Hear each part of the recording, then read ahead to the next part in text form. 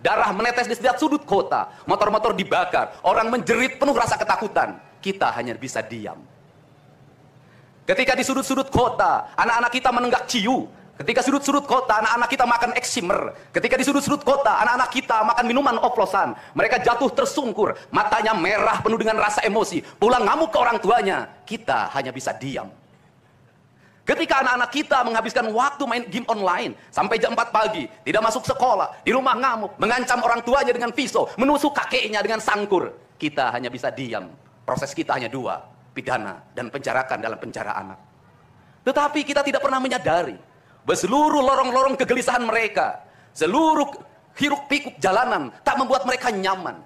Sudut-sudut rumah menjadi neraka bagi kehidupan mereka. Lapang-lapang bola tergusur menjadi industri perumahan pemukiman dan pertokoan. Mereka kehilangan tempat bermain. Mereka kehilangan air yang jernih di sungai sehingga bisa mereka berenang. Mereka kehilangan gunung-gunung yang indah tempat mereka bercengkrama dengan alam. Mereka kehilangan sawah yang terhampar. Yang mereka lihat adalah kebisingan dan kebisingan. Bising di jalanan karena knalpotnya brong. Bising di rumah karena orang tuanya bertengkar. Maka mereka lari dalam lorong gelap. Digenggamnya handphone, diambilnya obat-obat terlarang. Ditengahnya minuman dalam sebuah kelompok yang sama. Kita orang-orang yang terpinggirkan di rumah. Kita orang-orang yang terpinggirkan di sekolah. Guru-guru telunjuknya menunjuk pada wajahnya, tapi tak bisa memberikan solusi kegelisahan jiwanya. Semua orang hanya memberikan pengamatan, analisis, kajian. Itulah metodologi yang dikembangkan bangsa ini. Tetapi tidak ada yang berani mengambil solusi, mengangkat mereka di sudut jalanan, dimasukkan ke barak, dididik secara militer, diarahkan menjadi anak-anak yang berguna. Kedisiplinan militer adalah harga mati bagi kemajuan bangsa, bukan musuh. Pandangan-pandangan buruk terhadap militer adalah pandangan-pandangan orang yang takut anak-anak Indonesia bangkit, yang takut anak-anak Indonesia mencapai kemajuan. Mereka takut bangsa ini menjadi bangsa kokoh dan tegap. Mereka ingin bangsa Indonesia menjadi bangsa pemabuk yang setiap hari mabuk akan ilmu pengetahuan, yang setiap hari bertengkar di TV, yang setiap hari bertengkar di medsos, sementara hamparan kekayaan alam diambil sama mereka.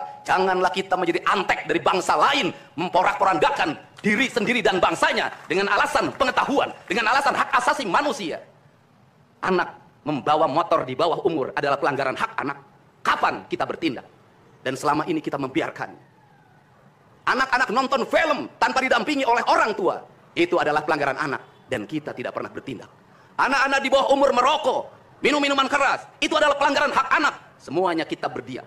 Anak-anak main game online, nonton tayangan-tayangan dewasa lewat media sosial, kita berdiam. Negeri ini akan hancur manakala semua orang berdiam. Maka orang yang memegang kekuasaan harus menggunakan tangannya untuk merubah seluruh kemunkaran ini menjadi sebuah kebajikan. Kalau kita berkomitmen pada bangsa ini, problem anak-anak kita adalah mengkonsumsi tayangan yang bukan haknya di media sosial. Maka saya meminta peraturan pemerintah yang mengatur tentang itu segera dilaksanakan.